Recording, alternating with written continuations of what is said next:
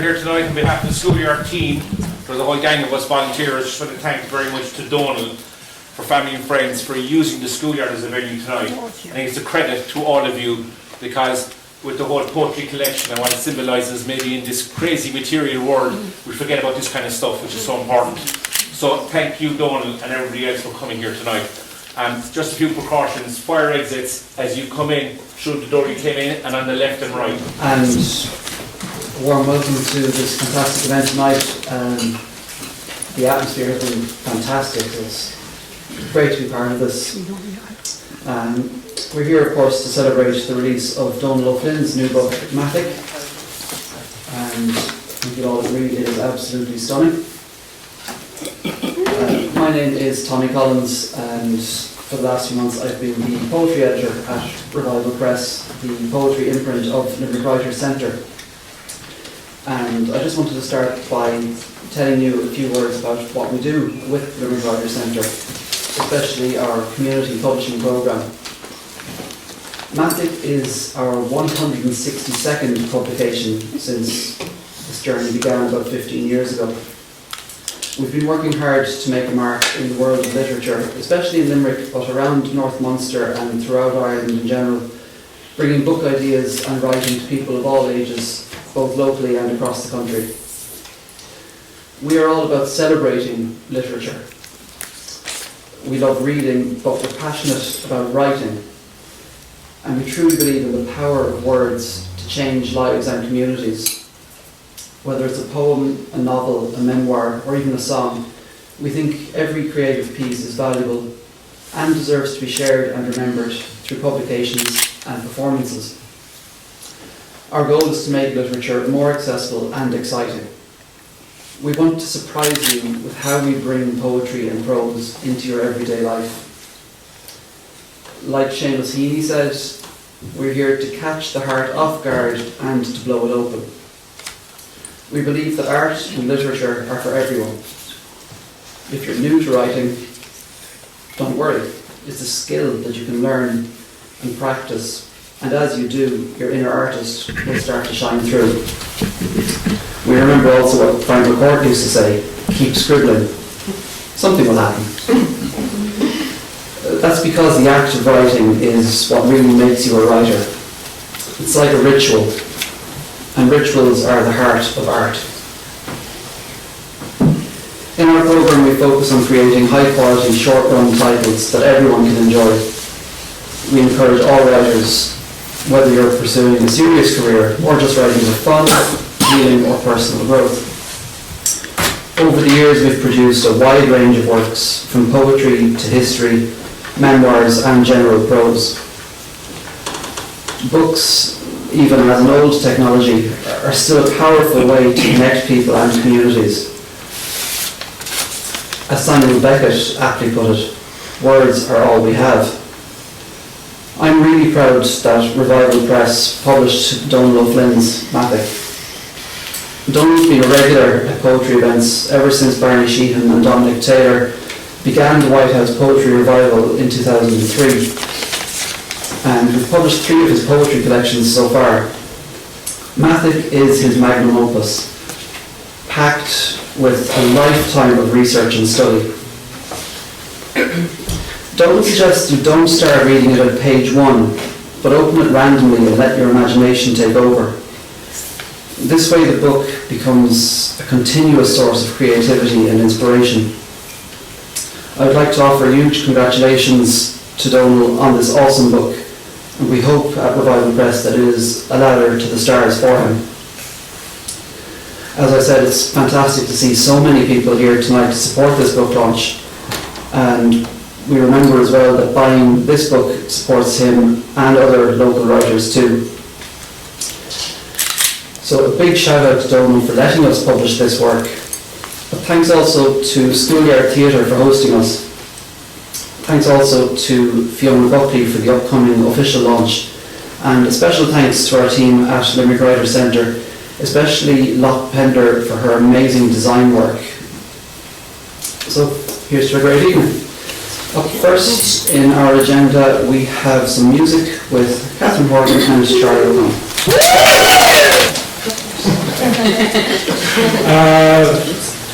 Two tunes. The first one is set dance, is it? Yeah. A set dance called The Downfall of Paris, followed by a jig called The Butlers at 10th Avenue. You will be all asked to repeat the names of these tunes.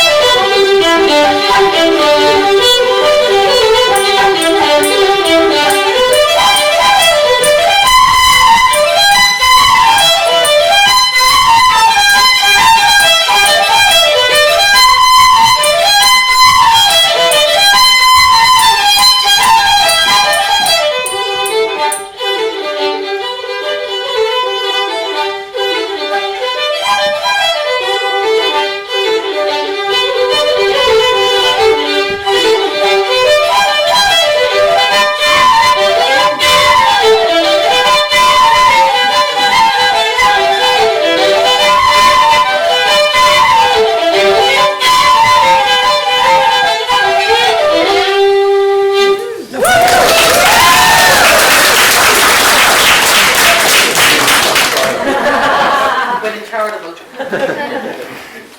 So now I'd like to welcome up here Fiona Fitzpatrick to launch MATHIC.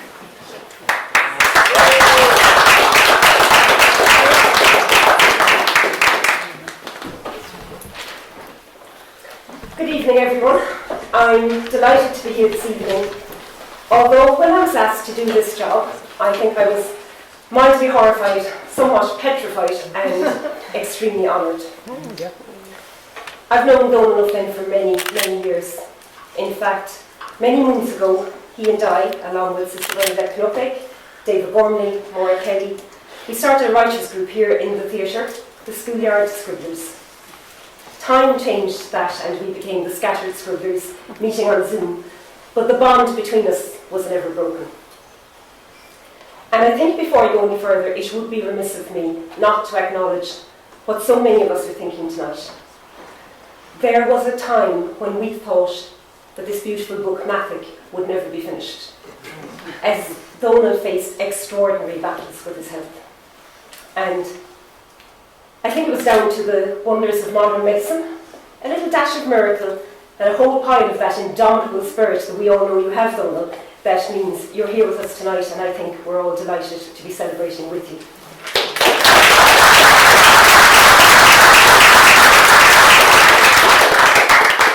I think I'd also like to take just a brief moment to acknowledge Kathleen O'Flynn, because this was your journey too. And it's sometimes not easy to be the bystander watching a person you love in distress. You never wavered in what needed to be done. And guys, I can't tell you how grateful we all are to be here celebrating with you tonight. Both of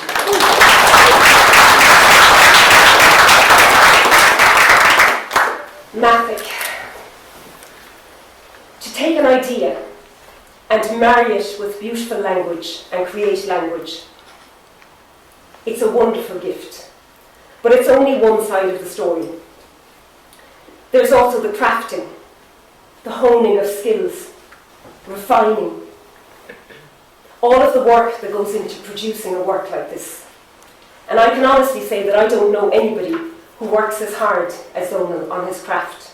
For as long as I've known him, he's been researching and reading and writing and learning and pushing boundaries and encouraging all of us who travel with him to push boundaries as well.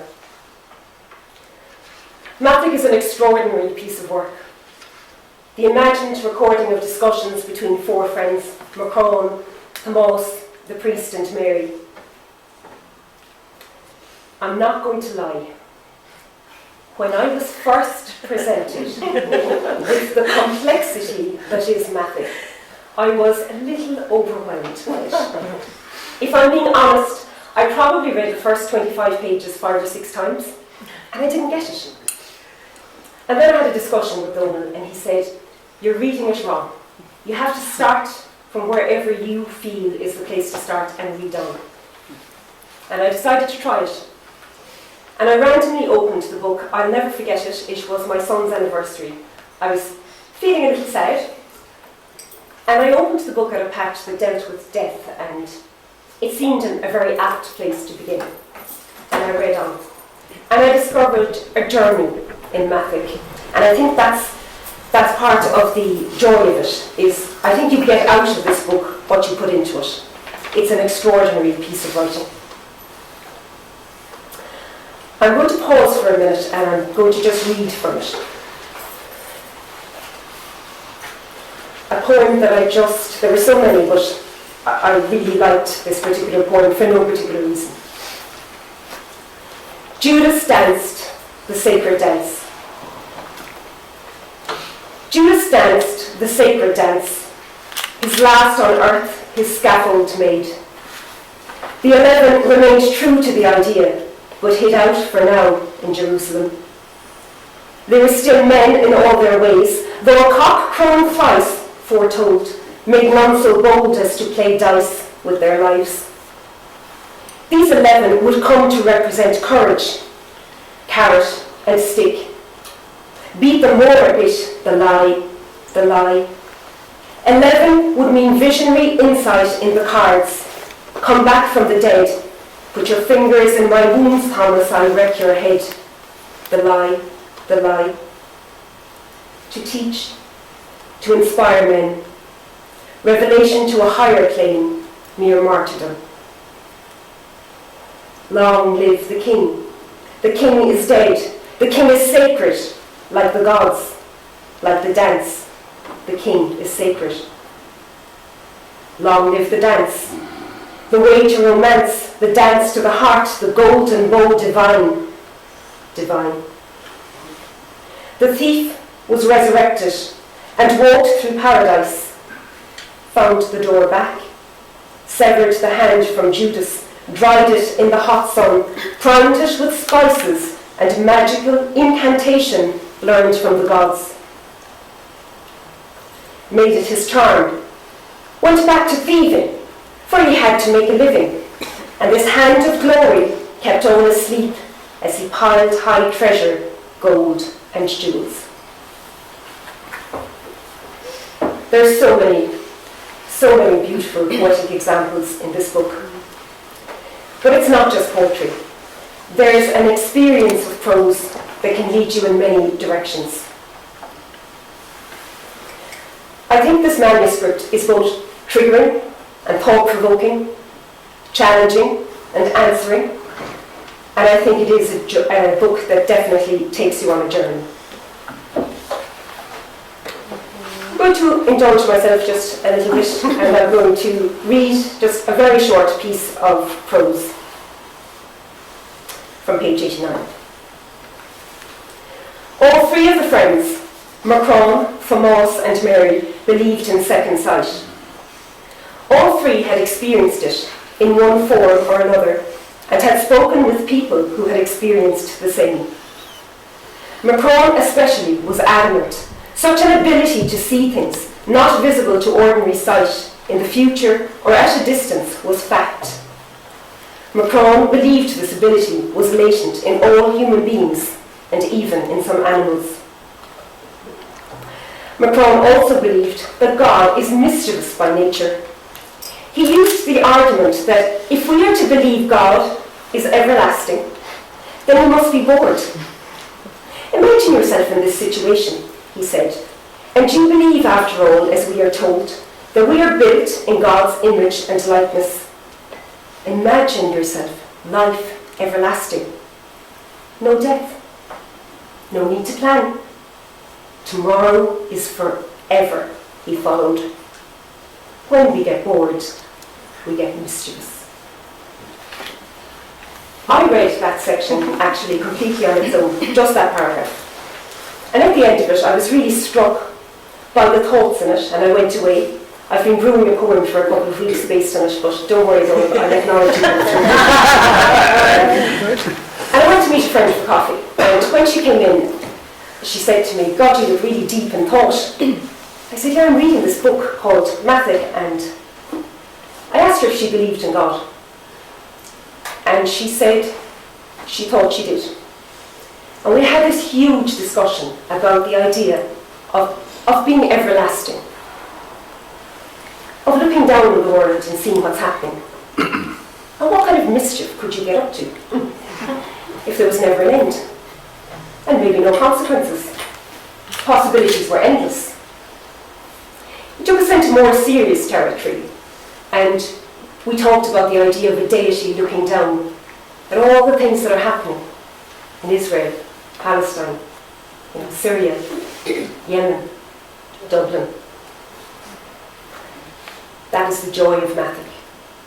It can take you in so many directions if you give it a chance. It is the culmination of years of hard work by an immense talent. I'm so incredibly proud to be the person to officially launch this beautiful book, which will sit well on any bookshelf. I congratulate you, Donal, and also Dominic and all at Revival Press for creating and publishing it, and I wish you all every success.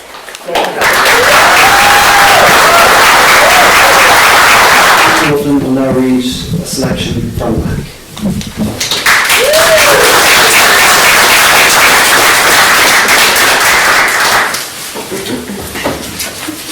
Thanks, Fiona, for kind words. I'll do a proper thank you at the end for all the matter. but thanks for that. As Fiona said, I'm lucky to be here. Really, I'm lucky to be alive. And I think that God gave me a second chance for whatever reason. Somebody else said to me the devil wasn't ready for you. MATHIC, I've been, it's all in the introduction, so I won't go too much into it. But it's taken me 12 years to get it to print. Most of the research was done while I worked in the Philippines full-time between 2010 and 2016. And then when I came back, I was doing periodic visits to the Philippines, and I continued to work on it. Huge amount of research. The introduction, as I say, the introduction and the acknowledgements will explain a lot. But I hope it's well received. I really do, and thank you all for supporting me with it. The a normal book of poetry has 30,000 words. A normal book of poetry. A novel would have 80,000 words. This is 101,203 words. Lose the last one. So I'm just, because I'm still recovering from the throat, my throat cancer, so my voice is a little bit dodgy. So I'm not going to read much. And I really thank all the poets that came to support me, to help me read their poetry with this. So I've just taken 2 prose pieces, and I've taken 2 prose pieces, and I've taken 7 poems across the book. What I had intended doing was just opening it and reading a selection. And it really doesn't give a full flavour of what's in there, so I'll just start off. Go on then. Okay. So 2 prose pieces and 6 or 7 poems. Okay. One scorching day at Kilfillan, Macron and Thomas had a long discussion on the beginning of all things. Thomas had been reading some tales by Jacob and William Grimm at the time, and was much taken by how believable the, as Macron said, unbelievable might sometimes appear. Finding space for God, Macron said, means sometimes accepting the unbelievable as truth, even myth as a fact. Thomas liked the tales told by the Grimms, the struggle of the divine gods against the power of darkness they wanted to destroy Valhalla, their home. The universe is something that begs an explanation, a fundamental truth that ends all argument. Yet all seems unclear unless one accepts that the Big Bang, the first cause, makes this universe and makes this universe infinite, finite, even in all its complexity, and therefore God exists uncaused. Thomas thought Macron very wise when he spoke like that. His voice resonated like castanets in the hands of an expert Spanish flamenco dancer, precise, absorbing, and beautiful.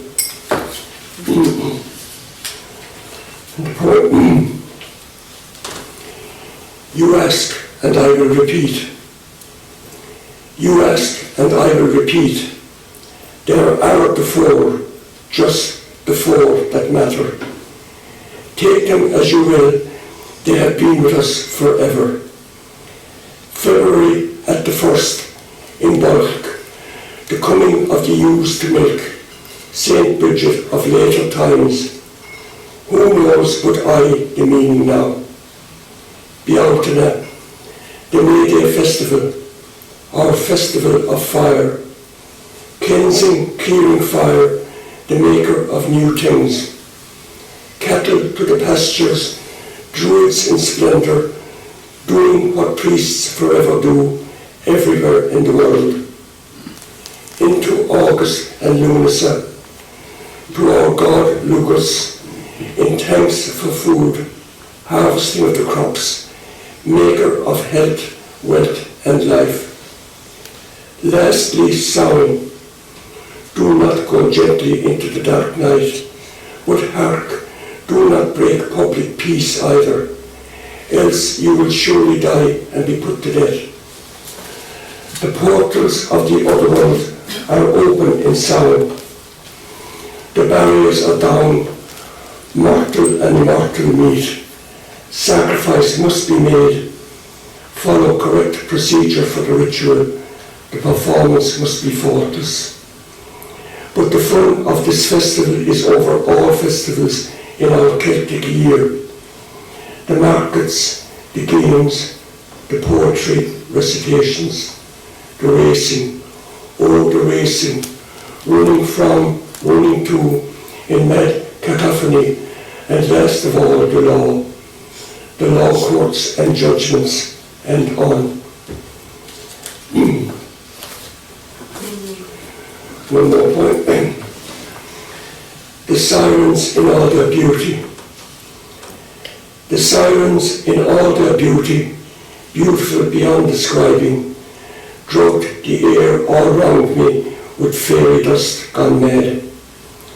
A voodoo priest, all done up in makeup of the netherworld, all feathered up and shaking dried beans in a dried gourd.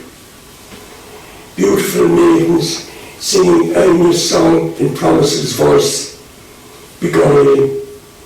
I thought of Odysseus tied to a mast and of unearthly dangers, but kept my eyes and ears open.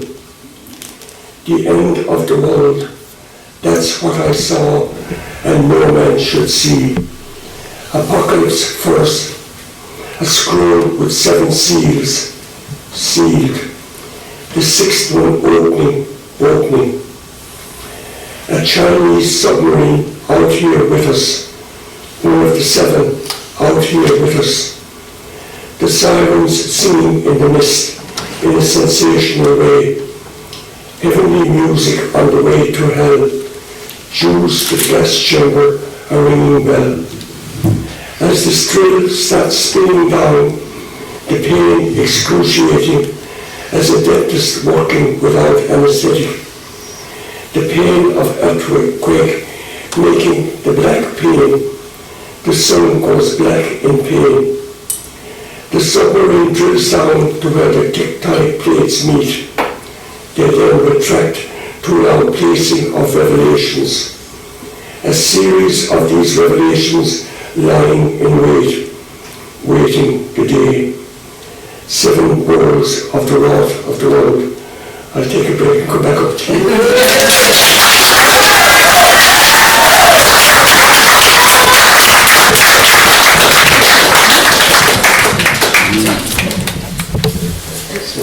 We'll have our first poetic interlude. We'll hear 1 poem each from Bernadette Knopek, Joe Leedy and Mary Moore. Well, it's indeed a great privilege for me to stand here and congratulate you, Donal. I suppose I've been on the MATHIC journey like Fiona for many, many years. I didn't realise it was 12. I must have been very young when we started. And as well as congratulating you, I must include Kathleen, who has provided an open house and many cups of coffee and great friendship over the years. So to both of you, thank you and congratulations. I often think about Donal when we started the Schoolyard Scribblers many years ago, and Donal was like the father of the group. He knew everything. And you know, I suppose a line from the village schoolmaster, I think it was Goldsmith, and still they gazed and still the wonder grew, how one small head could carry all he knew.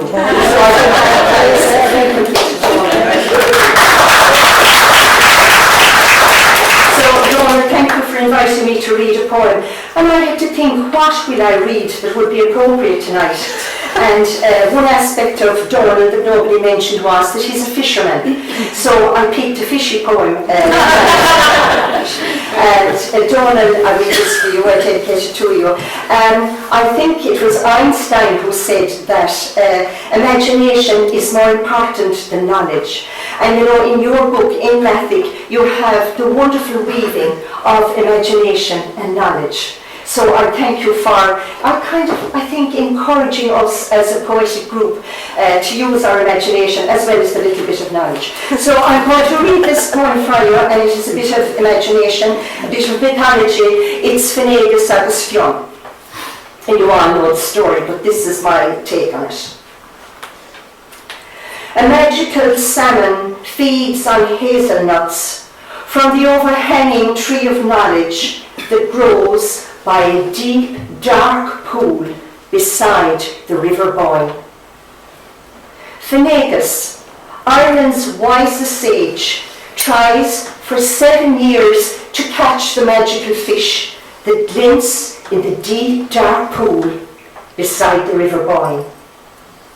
Fionn, his fair-haired pupil, propelled by ambition, helps catch the speckled fish that shimmers in the deep, dark pool beside the River Boyne. The spit is ready. The flames leap.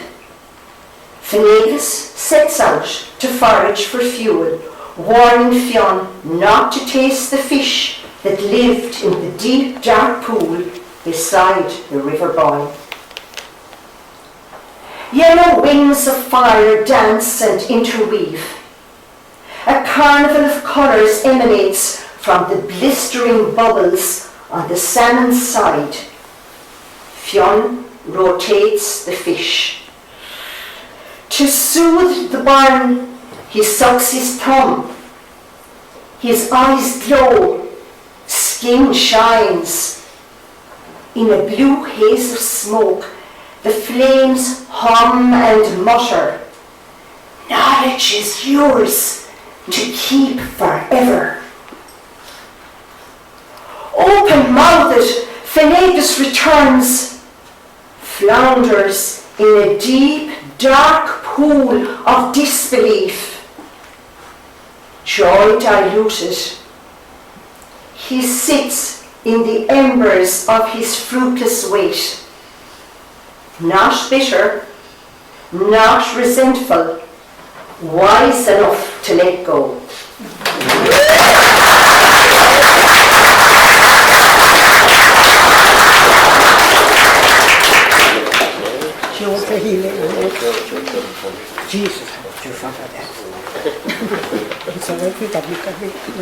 Hello everyone, I'm Joe Healy, and it's an honour to read here tonight, Donal.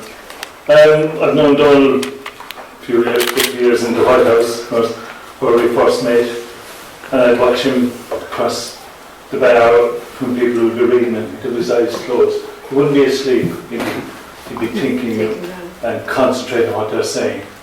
And that's the way he is. I believe he's a deep thinker and a man with great humour. And I'm trying to do a bit of humour here. A poem that the story inspired me lately. It's about hippopotamus in Colombia. So what happened was there were hippos taken to a zoo in Colombia by this guy called Pablo Escobar, and they broke out, and the government are trying to control them now. So this is hippos in Colombia. 4 hippos captured in Africa, brought to the zoo in Colombia for Pablo Escobar in Bogota, along with cheetah and some zebra. When Pablo finally passed away, the hippos went on a holiday. Now there's over 50 far away in the wild they hope to stay. Trouble is, hippos get very cross. If people go near them, it's their loss. Hippos will show you who's the boss. In their big teeth, your dental floss. I am a vet near Colombia's shore. Now the government are at my door. They want hippos controlled forevermore. Shooting hippos is out, I'm sure. I start my new job next week. They want me to get my snips, you see, and stop the hippo bulls from doing what comes naturally. So the love life of the hippopotamus is looking rather ominous. The bulls could get quite venomous if they're going to be anonymous. I'm looking for volunteers to hold the bull hippos down. And if we survive our jungle neutering, we'll drink all the tequila in town.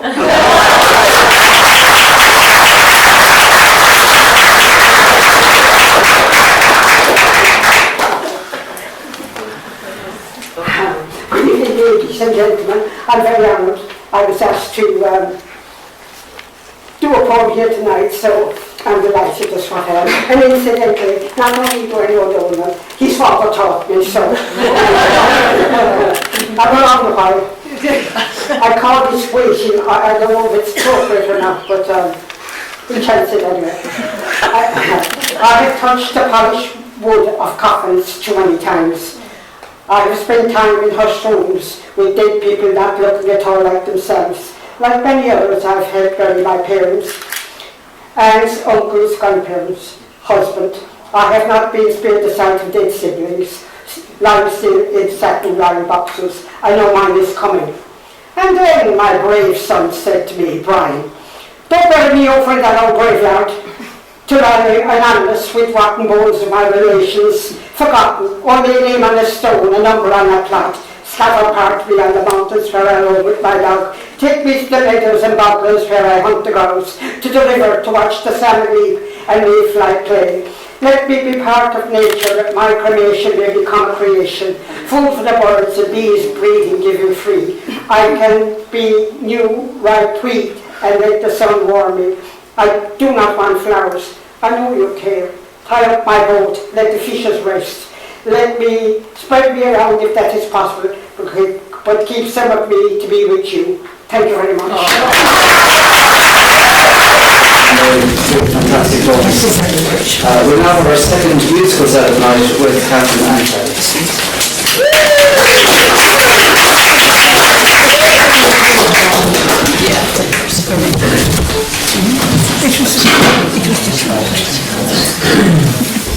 The two tunes we're going to play now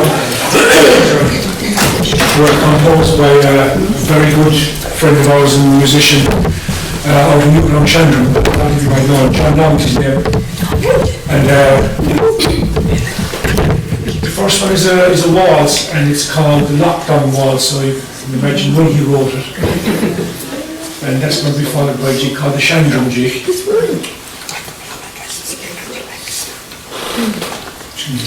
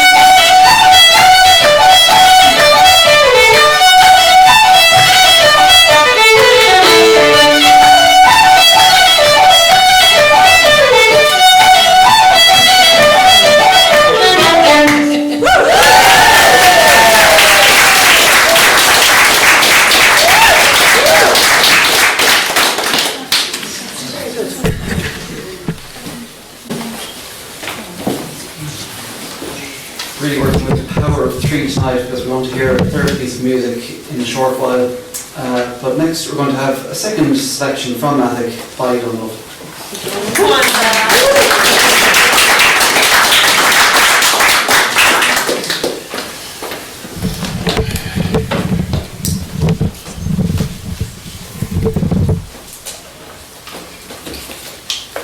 Poem.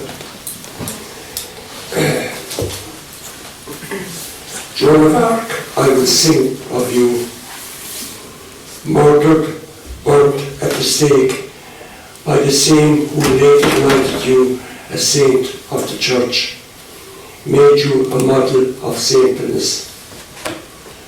I will sing you a song, my spontaneous expression, lots of emotion.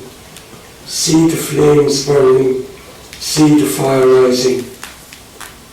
You were a saint, a prophet, and proved it all true. The dauphin could not hide from you, you who celebrated life. I will sing a song for you, a song of frenzy, hearing your screams through the rock and roll. Joan of Arc, your four prophecies came true. I wish I'd known you. In battle you wore the ring, the helmet, the hood, carried the cup he gave you to carry, to make you invisible from your enemies. Joan of Arc, I will sing a song for you, celebrate life's crisis, make it a national anthem. Saint Joan of Arc.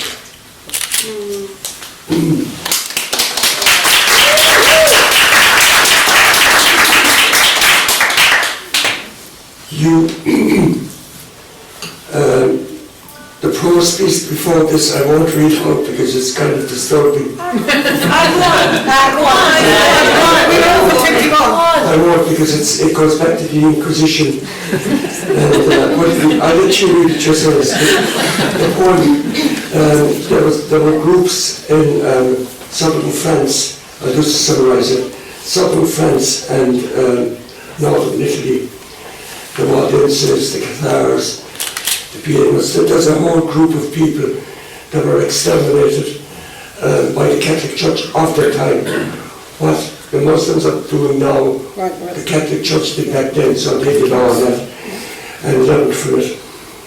But they did leave, the way they carried the message on was not through the Bible, they did it through the tarot cards. So this poem is about the tarot cards. You who left us the tarot, the 22 trumps of visual aid, teachings of the Bible, death's proclamation to inquisitors, reminders of sermons, vows of silence, death by violence.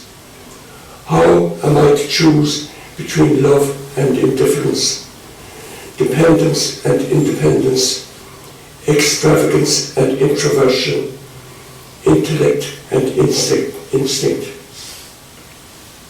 I read the facts, I read the fiction. Sometimes the fiction read more like facts. Life and death, light and darkness, good and evil. Popes and kings, priests and soldiers. What is positive, what is negative? One to the other to the one. Nature like a pendulum, ticking on. Night follows day, winter, summer. Decline follows growth. Tides flow in, tides flow out. Rhyme and rhythm. How to make the circle square, blend Teo, I Ching. Androgyne or hermaphrodite. Eve engendered by man without the aid of woman. Christ, they say, was engendered by woman without the aid of man.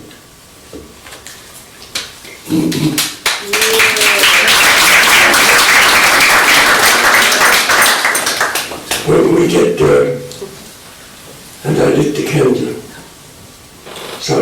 when we got there, and I lit the candle in the bathroom to kill the smell He guttered and sputtered and continued to, as I pondered, remembering, someone in this house is nearing death. I am of the shadows, intermediary of nature and healer in magic. My mind, the importer of spiritualism, practical information from the Book of the Dead. From Osiris and Jesus' enlightenment, I will help you travel unscathed through the underworld. Set you on a dream journey that bring you peacefully in contact with the supernatural. Learn your destiny in this world and the next. While others of the family sing to you of Sivanada, invoke Namapathy, play the beat of drums, Aimea, chant with pure devotion and think kirtan, cry, hold hands, chains of daisy rings unravel, husha, husha, we all fall down.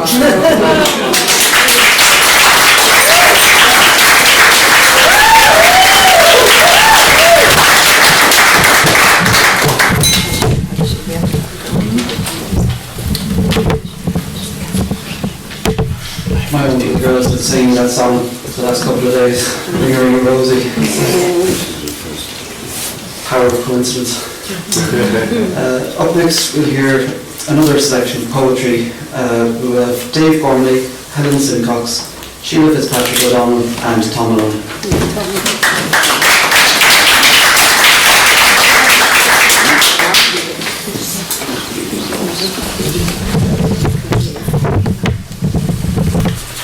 Thanks, Donal. Very proud to be here tonight. I don't know how much. Right. Apples and oranges. Get yours. Mold and decay were great buddies here, hand in hand, skipping through the air. You know they were good once, but now, downright rotten. Lurking under the rain-softened stained fruit boxes, shoved into prams in heaps by the curbside. Overripe and fruity, the smell that tickled me nostril air, all twitchy, near sneezing. It was like my nose was trying to whisper into my ear, don't buy the oranges. I bought an orange, plump, fat and weighty, with juice and pips. Big pips, I'd hoped, best for spitting down the backs of the howies and the lobby-daws shuffling past. With my 2p copper spent, and hand all green and metal smelly, the queer bird had impressed on me palm, now fading. For squeezing it tight all morning, I watched it fade, then legged it. Away from the beggars and housewives, away from the full scream and the hawking of the traders' choir. Apples and oranges, get your apples and oranges. As I bit into the fleshy peel, a wonder dawned upon me. Where did the young ones leave their baggies when loading up their prams in the morning? And skipped away to meet Warno by the park island.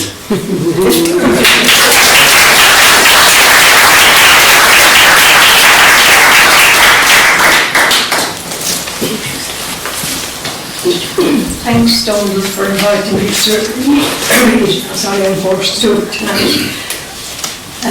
Mine is on the lighter side. Addicted. My hectic life runs on a cyber clock. I Google, Skype, FaceTime and TikTok. So busy with tweets and updating my blog. Some days there's no time to walk the poor dog.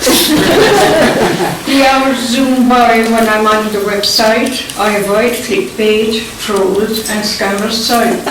I browse, share, like and post unrestricted. Maybe I have a problem. Am I addicted? To see if I am, I'll take a test, give my weary eyes a much needed rest, from laptop and iPhone for 1 week long. I'll pull the plug this minute and say so long. I'll log out now and spend quality time with my cat. Sure, you'll see a selfie of us later up on the Snapchat.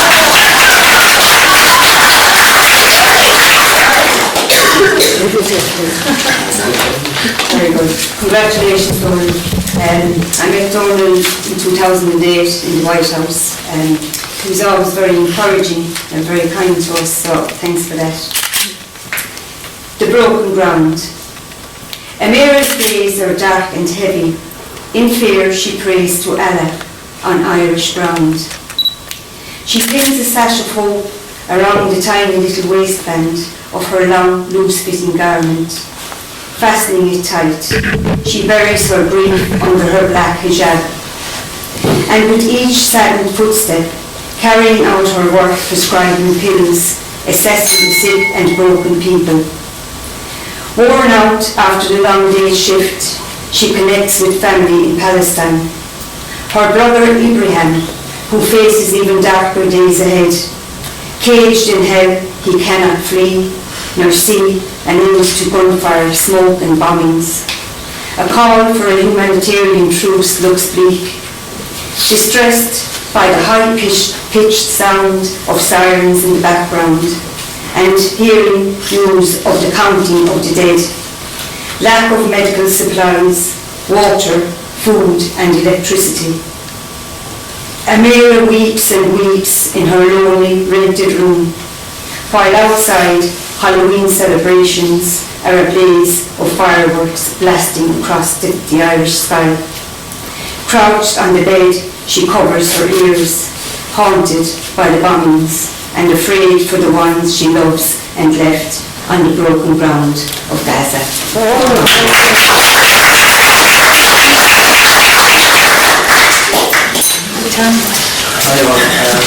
Well done again, John. Last night it wasn't the last night I was here, but the last occasion that Donal launched the book, Taylor and Anstey. The following Wednesday night at the White House, I read this poem, and I still remember Donal telling me that he thought it was a brilliant poem, so I'm reading it again. Putting right, Geoffrey Chaucer's faux pas in the Nun's Priest Tale. Some of you will be familiar with Geoffrey Chaucer and his Canterbury Tales. In this one is the mock heroic, his Nun's Priest Tale. And just to put you in the picture, there was this cock and a hen, and they're in the backyard, and moving in a corner is a fox, and the cock is totally consumed with Pertinotti, who is the hen. He actually said another hen, but she's his favourite. Anyway, he's trying to show off to her, so he sings this song to her, he's cock-a-doodle-doo, and he forgets that the fox is watching, and the fox does catch him, and history has never told us, Chaucer never told us, what actually was the last line that he was going to say. So I'm putting that picture right. Putting Geoffrey Chaucer's faux pas in the Nun's Priest Tale. Here, let me take the fruit and leave the chaff, as bearded Chanticleer, back in the fowl yard, struts between doodle-doos, Pertinotti by his side. And let me settle the unsettled, to be fair, filling Chaucer's faux pas that left the cock short. Now picture Chanticleer strutting, liberated under the furze bush, his makeshift toilet. Casually bending forward, he picks up a grain of Lair's mash that lies hidden in some weeds. Now picture the cold stalker, the rustle without a rustle, the connoisseur of raw fowl, full of iniquity nearby, lying hidden in a bed of York cabbages till noon, till Chanticleer spots him, becomes startled. Russell the sly flatters the cock to imitate, even outdo Chanticleer's late father's crow. He so excites Pertinotti's husband that for focus the cock stretches his neck, holding both eyes closed, still warming up his voice, gaining momentum. No longer able to hold back, the cold rustle, the spoil sport, the shagger, the pain in the neck, seizes the cock right there and then. For Chanticleer's climactic crow stunted on paper for 6 centuries or more.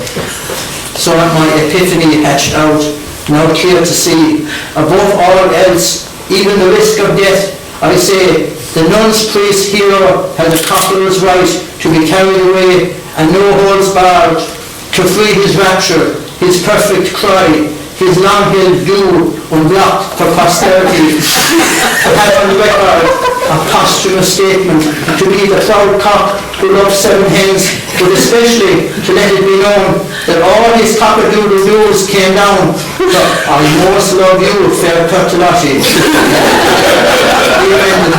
My cool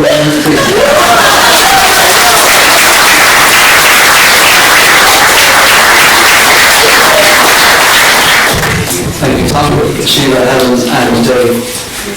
We now have a third reading from Donal from MATHIC.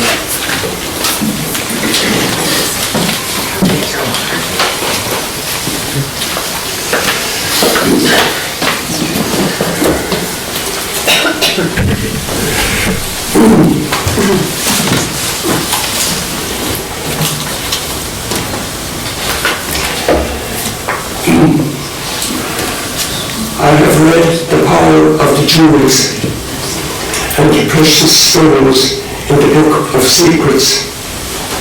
I know where popes, bishops, and powerful magicians were there, where the rich and powerful all through the ages were attracted to them, while a bishop's ring of gold encapsulates amethyst. In magical terms, this precious stone prevents drunkenness and leads to political power. I am on a mission, have a pentagram of Osiris set in rubies and sapphires, with no upward pointing star, said to have unbelievable power. I'm still trying to determine it.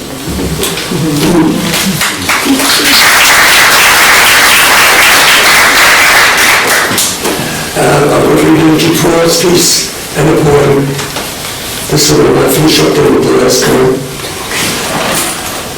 Macron continued at Benvolio to tell them a little of his thoughts on Eliphas Levi. Eliphas Levi, said Macron, the book of consciousness, which according to the Christian doctrine will be opened on the last day, is nothing more than the astral light, in which are preserved the impressions of every logos, that is, every action and every form. There are no solitary acts, there are no secret acts. All that we truly will is written in the astral light, the memory of nature. And the poem, my late friend John Murphy. My late friend John Murphy from Churchtown wrote a book of poems about Yeti. Turquoise spaceship lands near Yeti, out pop pink alien. I liked and admired John and his quirky poems. Sasquatch, a honorable snowman, he haunts the Himalayas and has a counterpart in the Rocky Mountains near Canada's Pacific coast. I told John once, I'm convinced all Yetis originated in the Bahamas, which were once higher than the Alps are now. I'm not sure John believed that. Hard to tell. Told him I learned that at a seance I attended in London. A message from the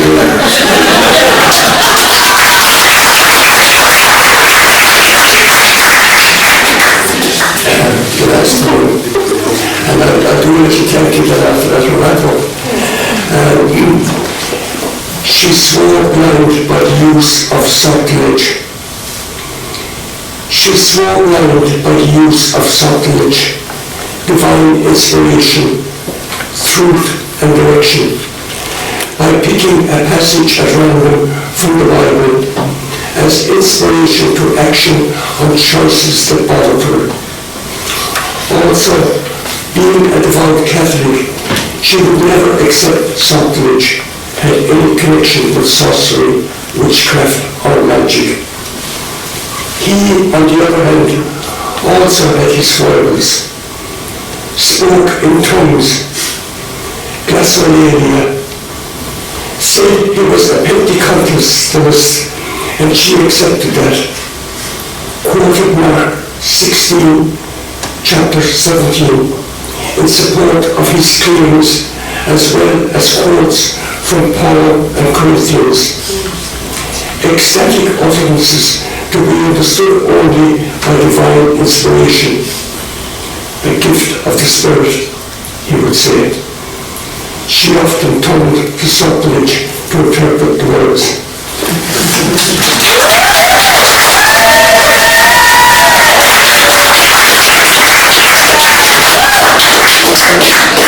I just wanted to wrap up, thank you. I really hope because I once I forget something. So my thanks to the Schoolyard Theatre Committee and to Sheila Queenie for her help in arranging the theatre booking, the bar setup and everything else behind the scenes that made this such a successful evening.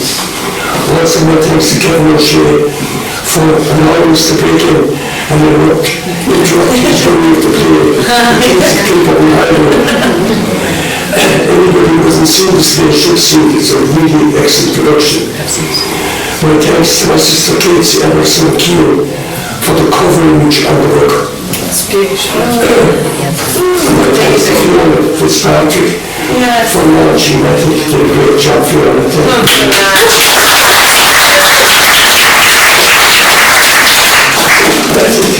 It's not an easy book to summarize, and she did a great job. My thanks to all those who gave me feedback on MATHIC prior to printing, especially our Scattered Scribbles group. My thanks to Catherine Morgan and to Charleville for the excellent music. Thank you. Thanks to all my poet friends who each read poem from their vast collection of poets. These are all well-established and published poets. And to all those who came here tonight, and those who travelled from far and who purchased copies of MATHIC.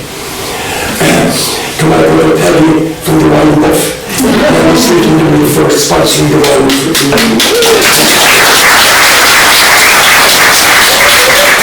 To Tommy Collins, editor of Revival Press, for setting the proceedings off this evening at the Dominic Taylor of Revival Press, and Matthew Bender for the layout of the book and the setting out of it. I am just on that, I'm delighted he still has faith in me and continues to publish here.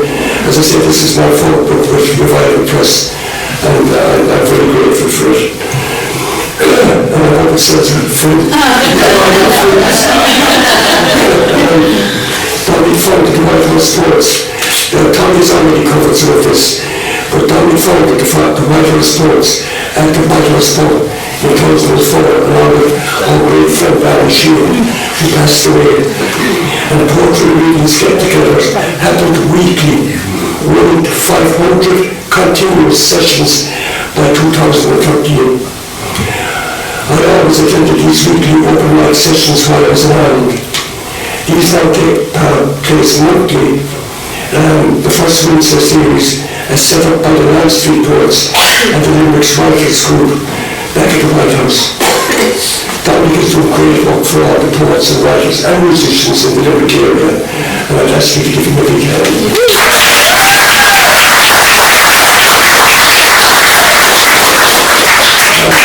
Finally, I'd like to thank my wife Kathleen for my